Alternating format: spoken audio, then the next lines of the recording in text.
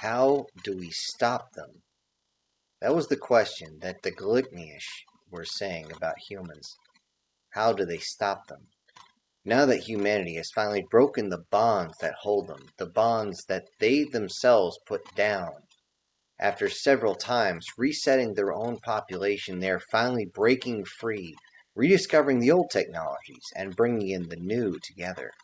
It will not be long before they reach beyond their cradle world. And when they do, how do we stop them?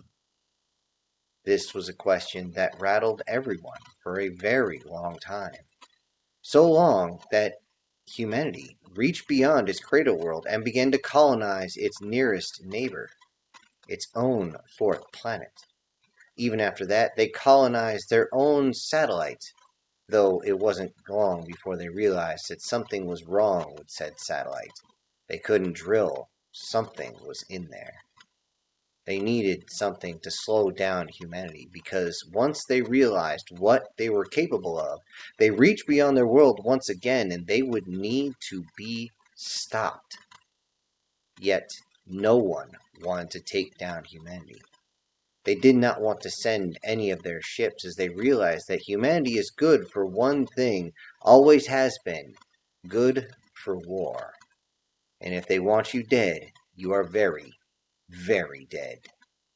Several times they sent ships towards the planet, trying to make sure that they could sink the world. It's a phrase everyone uses to try and force another reset. But every time one of the ships gets close, at least recently, they're struck with something that rips the ship out from inside. It's though a sudden tremor hits the inside of the ship, and then it seems like the bulkheads begin to shake against each other.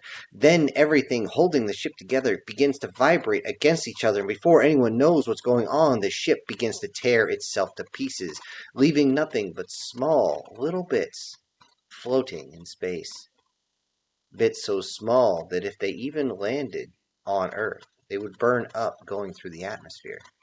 No one would even know they were there. They realized how dangerous this was, and as they watched humanity reach out for the next world to make another colony, a plan was made. If we cannot destroy humans, maybe, just maybe, they have something that might destroy themselves. Looking through all the science they could find, they couldn't find anything that the humans wouldn't come back from. Even irradiating their planet is something they come back from very, very quickly, but no one else ever does. Then they looked to see how the culture looked at disasters, and it seemed as though the humans looked forward to it with many disaster movies, things that would be absolutely horrible for any single species, loss of massive amounts of flora or fauna, crashing of meteors, sometimes entire volcanoes exploding all over the planet, turning everything into a deep winter, but somehow there is an air of hopefulness, as though humanity is looking for this, so they need something else. They can't fight humanity's science because their science constantly changes. Thanks to reminding themselves of the old ways and mixing with the new, they now have countermeasures for everything that can be thrown at them. This is bad. Humanity will continue to expand, and when they finally reach the galactic core, they will do like before and begin to take over, and no one wants a battle like it was last time. A full-on war that forced humanity down to the prison they were on. But now they're free, and everyone wanted to find a way to at least scare humans, to make sure that they could keep humans back, to stop them from expanding. Perhaps there was something else in their media. Something that they feared out in the void of space. Then they found it. An old film, something that the humans call a movie. They realized that with technology like this, they could design these creatures to make the humans realize that they will be facing something in the void they could not stop. It took some time to design this creature, as the highly acidic entrails and internals would end up bleeding through and melting the creature before it even got to full maturity. However, they were able to figure it out. The acid wasn't nearly as strong, but the creature was just about as fast, not quite as fast, and almost as strong, but definitely not there. But the appearance is what they wanted. Also, how the reproductive system works, using some sort of host. And when they first encountered the humans, these new creatures grabbed a hold and went down the prey's throat. The humans at first were freaking out, screaming, "How is this possible? What the hell?" and all sorts of things like that.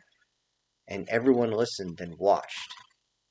They watched the transmissions go back, and they said something about embracing the face and be ready to blow the ship. Nobody knew what was going on, yet humans immediately moved those that had been attacked straight into quarantine, and they watched with absolute horror as these creatures burst through the sternum and roared slightly before taking off and trying to cause all sorts of havoc. The problem is they were contained. There was no way to break through. The humans, in their own video, showed complete fear and horror. Exactly what everyone wanted. They knew that if the humans could be feared, they could taste the fear and it would stop them as they tried to find ways of stopping these creatures. But pretty soon they had a way of stopping the creatures as they simply flooded everything with a solid base. This caused a reaction inside the creature, and even before it reached maturity, it simply exploded. Everyone watched and seemed to cheer and give something called a high five. What's going on? They didn't understand. The humans were so afraid of it. They even lost an entire quarantine section as they sent it out tumbling into space, as though they didn't even care about the ones who had been infected. And yet, they're celebrating? It was not till a lot later, after several different tries of several different of these movie monsters were used. Some that look very human with a shoulder-mounted cannon. Others just look human, but with highly advanced skills and highly advanced reflexes. But for some reason, the humans were only afraid for a short time. They realized what was going on, and they reached out even faster into space. And before they knew it, they were in the galactic center. But this time they didn't come to destroy.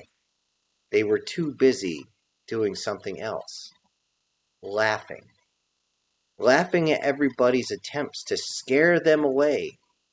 And yet eventually, the Galactic Council simply asked the human representative, "Why are you not afraid of these creatures? We are petrified of them. If it wasn't for the fact that we had to make them to slow you down, we would have never created them. These are horror shows. Weren't you afraid?" The humans simply look at each other and try to smile without showing teeth, as that tends to scare people. Eventually, one stood up, took the command module, and spoke into it. "Yeah, you can get us afraid, but there's one thing you forgot about humans, and it comes to fear." "And what would that be?"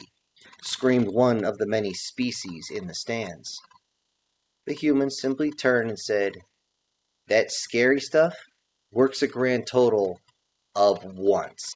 Once we know what we're dealing with, we create a plan to deal with it, and then it's not scary anymore.